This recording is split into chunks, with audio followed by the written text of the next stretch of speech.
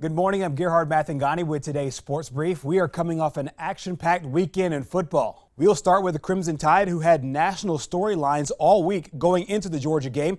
But after the dust settled on Saturday night, Alabama remains undefeated. The Tide was solid in the second half, outscoring the Bulldogs by 3 touchdowns to come away with a 41-24 win.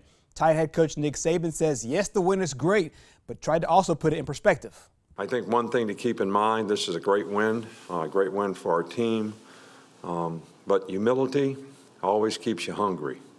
It's one game. It's against a very good team.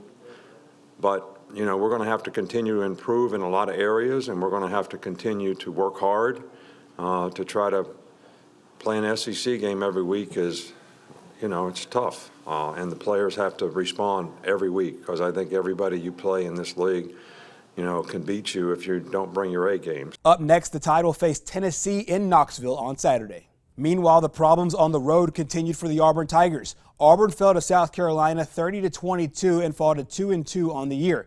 The mistakes were huge for Auburn, including penalties and turnovers.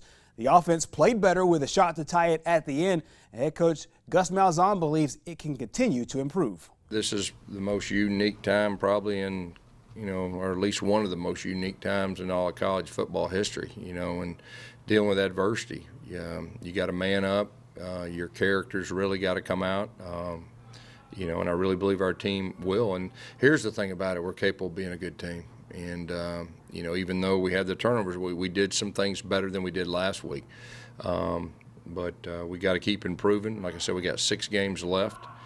We will be a team that improves. I will promise you that. You will see this team improve, and you know that's what we'll be doing. The Tigers are back on the road at Ole Miss this Saturday. Meanwhile, Jacksonville State improved to 2-1 on the year after a 24-17 win at UNA. The Gamecocks and Lions met in Florence for the first time since 1992, and the team had to play without their head coach. John Gross tested positive for COVID-19 2 days prior. So as Coach Gross watched from home, quarterback Zaire Cooper went off, leading the Gamecocks with 3 touchdowns. Oh, man, it was a tough win. No, we got to execute on a little bit more plays. Defense, we got to get better getting off the field on third downs. But overall, it was a great team win. We had adversity at the beginning, but we were able to bounce back and get a W. It was awful not having Coach here. I mean, you know, he's our leader. He's the reason why we're all here, all of us. And so to not have him here is a big deal.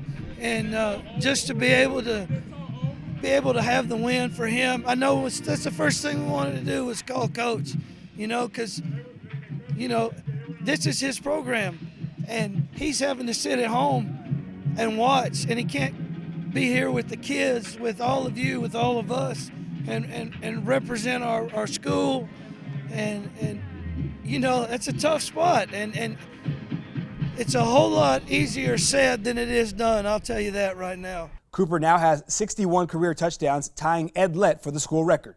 It means a lot. I mean, y'all can't see it right now, but I do have the ball, the time game ball, just in case, God forbid, I don't throw another next week against FIU.